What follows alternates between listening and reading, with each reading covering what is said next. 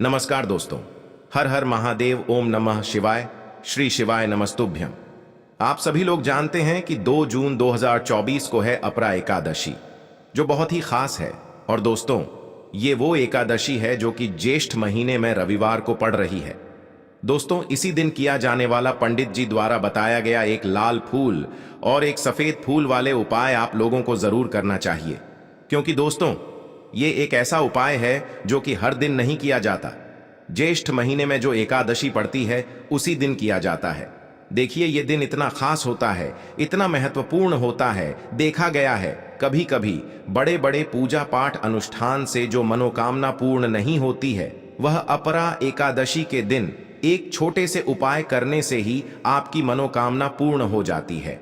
और बहुत सारे लोगों ने इस उपाय को किया भी है और उनको इस उपाय को करने का फल भी जरूर मिला है। अगर आप लोग भी इस उपाय को इस अष्टमी के दिन करना चाहते हैं, तो आप इस उपाय को पहले अच्छे से समझ लेना, सुन लेना, उसके बाद करना। आपको इस उपाय का फल जरूर मिलेगा, आपकी सभी मनोकामनाएं पूरी हो जाएंगी। दोस्तों, हम आपको यहां पर बता दें कि यह जो एक लाल फूल और एक सफेद फूल वाले उपाय है, ये उपाय पंडित जी ने अपनी अभी की कथा में ही बताया है।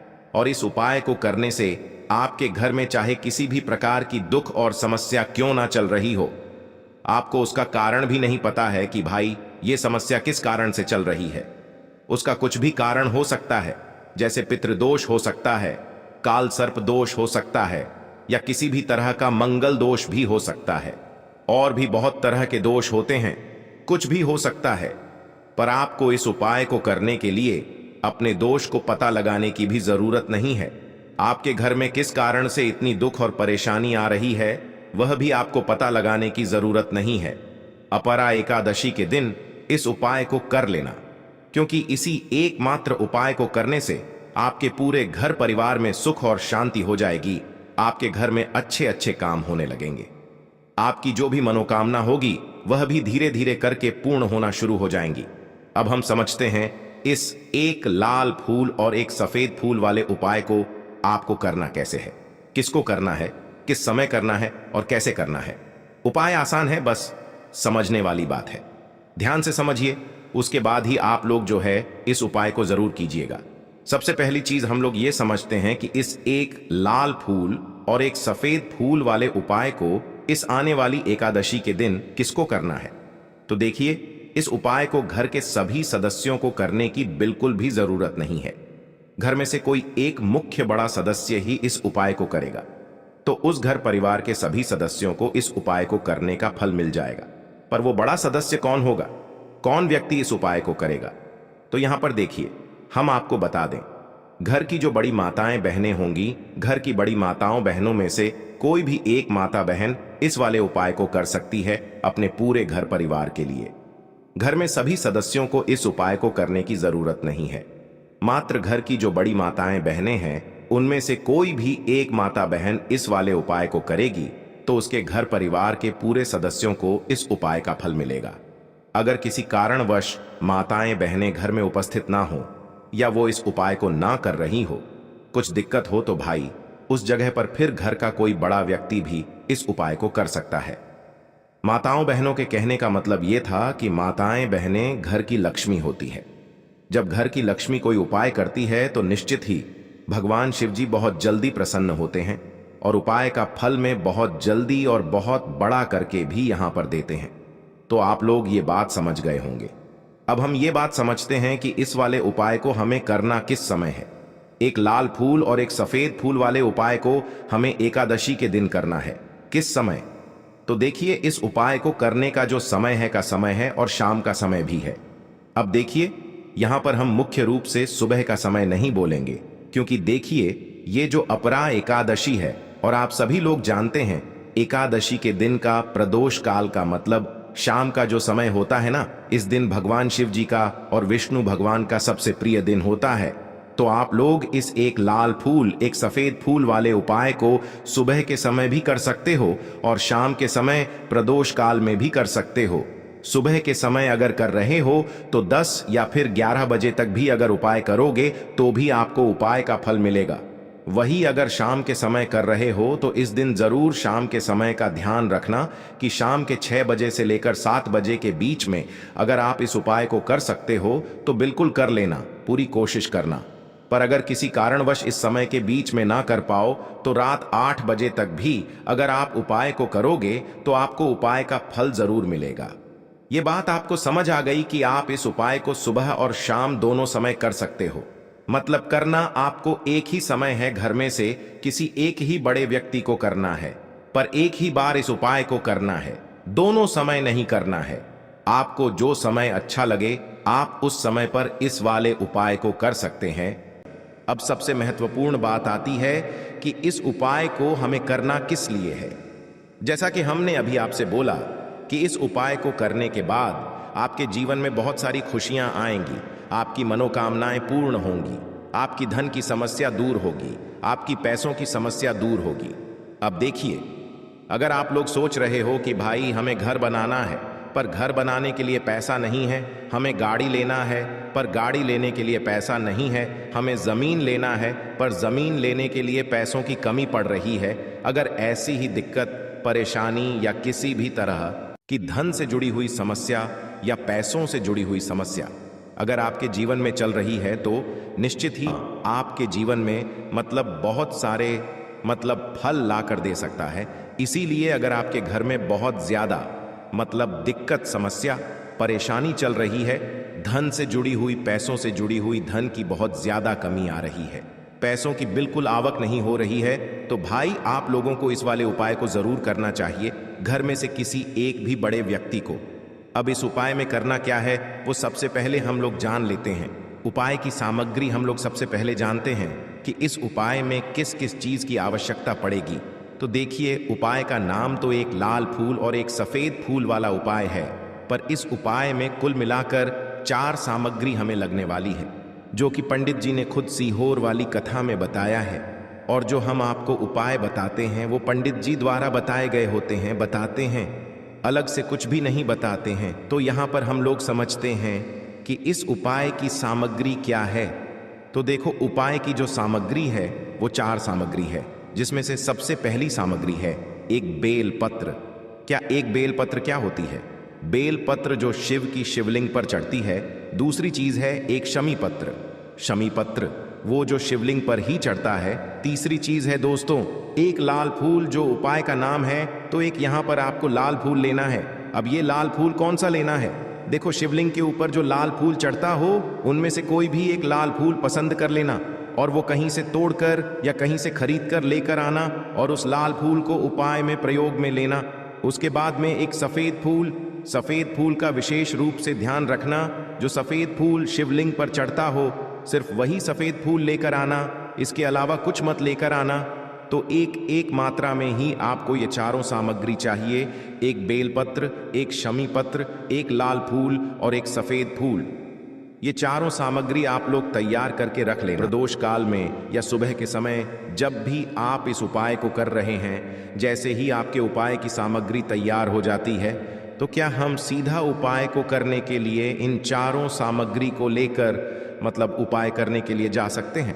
नहीं, तो यहाँ पर आपको इस बात का ध्यान रखना है कि हम भगवान शिव जी को प्रसन्न करने के लिए तो जा रहे हैं, हम अपनी मनोकामना को पूर्ण करवाने के लिए तो जा रहे हैं, पर हमें ये दर्शा बिल्कुल भी नहीं है कि हम सिर्फ अपने फायदे के लिए भगवान शिव जी के मंदिर में आए हैं। इसीलिए हम इस उपाय को करने के साथ साथ में भगवान शिव जी की पूजन अर्चना के लिए कुछ सामग्री भी जरूर लेकर जाएंगे। जैसे कि सुबह के समय अगर आप उपाय को कर रहे हो, इस एक लाल फूल और एक सफेद फूल वाले उपाय को, तो भाई सुबह के समय आपको एक लोटा जल लेकर जाना है। जो लोग प्रतिदिन शिव जी के मंदिर जाते हैं, पूजन अर्चना करते हैं, जल चढ़ाते हैं, फूल बेल पत्र सब कुछ चढ़ाते हैं, भाई वो अपनी पूजन अर्चना वैसी की वैसी ही करना। बाकी जो सिर्फ उपाय को करने के लिए जा रहा है, जो कुछ भी लेकर नहीं जा रहा है, उसे कम 1 लोटा जल अपने घर से जरूर भरकर लेकर जाना अगर आप उपाय को कर रहे हो, है ना? क्योंकि इस वाले उपाय को आप भगवान शिव जी की पूजन अर्चना करने के बाद ही करना। वही अगर बात करें शाम के समय की, अगर कोई व्यक्ति शाम के समय प्रदोष काल में इस वाले उपाय को कर रहा है तो भाई आपको मात्र एक घी का दीपक तैयार करना है। ये बात हम हमेशा बोलते हैं। शाम के समय प्रदोष काल में कोई कर रहे हो ना तो दीपक का विशेष महत्व होता है। इनका प्रदोष काल में जो भी व्यक्ति दीपक जलाता है ना भगवान शिव जी के मंदिर में, भाई उसके जीवन से सारी दुख और परेशानियां भी दूर होती हैं। तो भाई इस दिन दीपक का विशेष रूप से ध्यान रखना आप लोग, अगर आप इस उपाय को शाम के समय प्रदोष काल में कर रहे हो, है ना।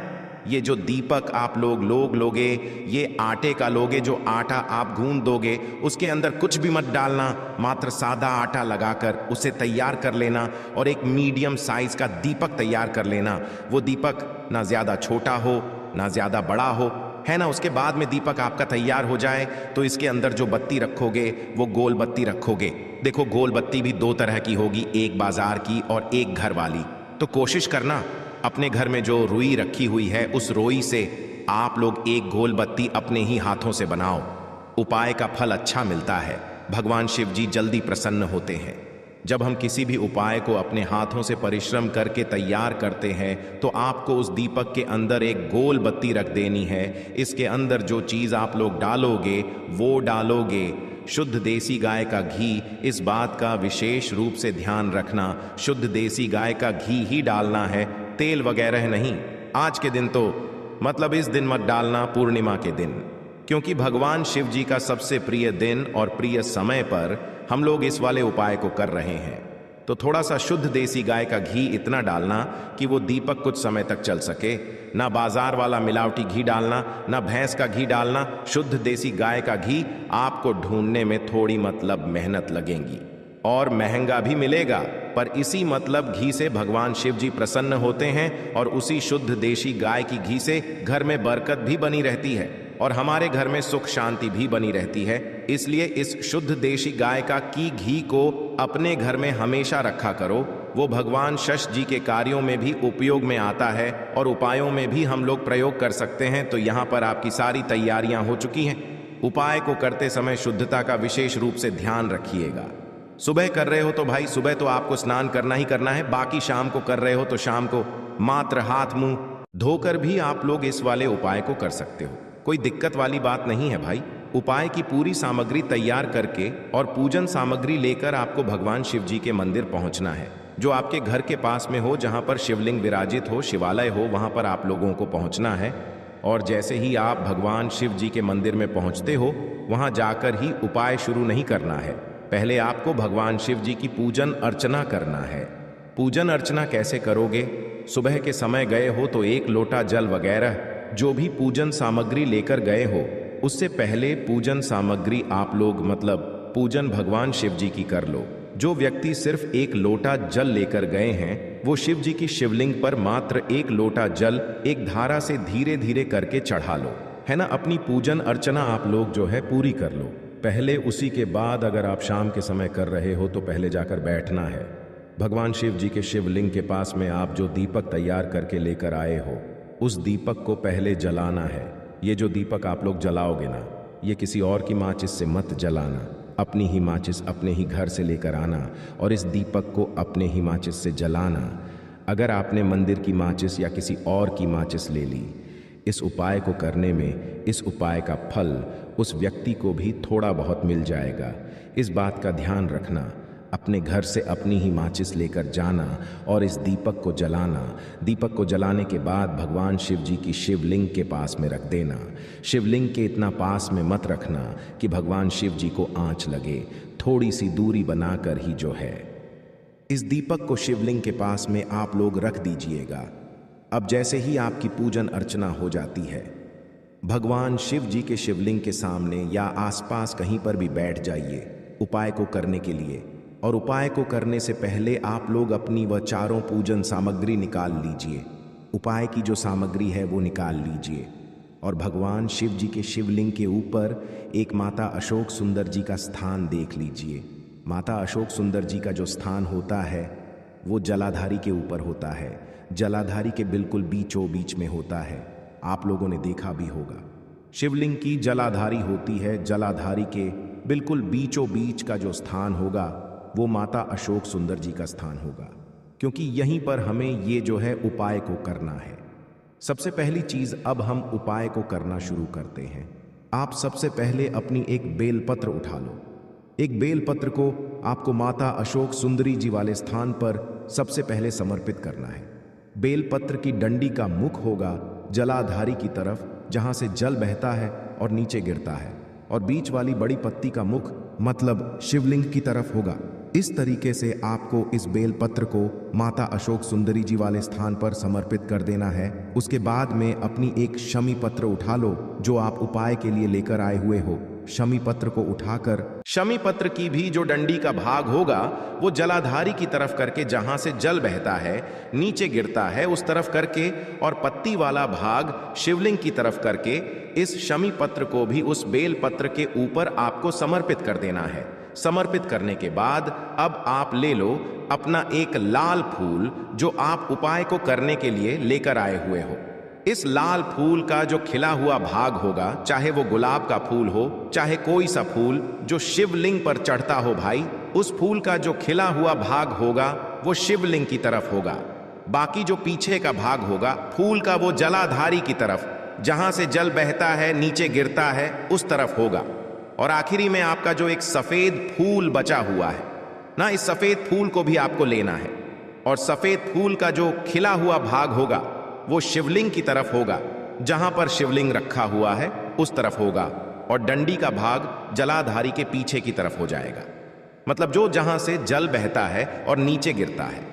जब आप लोग एक बेलपत्र, एक शमी पत्र और एक लाल फूल, एक सफेद फूल चढ़ा रहे हो, तो उस समय आप लोगों को कांता भगवान या कांता चक्र का नाम लेते हुए ही जो है इस उपाय को करना है, और भगवान शिव जी और नारायण जी का स्मरण करते हुए ही जो है इस उपाय को आपको करना है। तो जब भी आप एक बेलपत्र, एक शमी पत्र, एक लाल फूल और एक सफेद फूल चढ़ा रहे हो, तो या तो आप कांता चक्र का नाम ले लेना या कांता भगवान का नाम लेते हुए जो है इन सभी सामग्रियों को माता अशोक सुंदरी जी वाले स्थान पर आप लोग समर्पित करते जाना, और शिव और नारायण जी का नाम भी साथ साथ में लेते जाना। और जैसे ही आप लोग ये उपाय पूरा कर लेते हो, चारों सामग्रियों समर्पित कर देते हो, उसके बाद में भगवान से वही के वही बैठे बैठे हाथ जोड़ के प्रार्थना करना, आपकी मनोकामना हो, धन से जुड़ी हुई, पैसों से जुड़ी हुई, घर में माता लक्ष्मी जी की कमी हो रही है, जो भी दुख और समस्या परेशानी चल रही हो, आपको अपनी वह दुख और परेशानी जो है भगवान शिव जी से उपाय को पूरा करने के बाद वहीं पर पास में बैठकर बोल देना है, हाथ जोड़ के आंखें बंद करके अपनी परेशानी और श्री शिवाय नमस्तुभ्यं का जाप करना है। दोस्तों, आज हमने इस वीडियो में कुछ उपाय बताए हैं जो आपको अवश्य करने हैं। अगर आपको ये वीडियो पसंद आए तो हमारे इस चैनल को सब्सक्राइब जरूर करें। हर हर महादेव, ओम नमः शिवाय।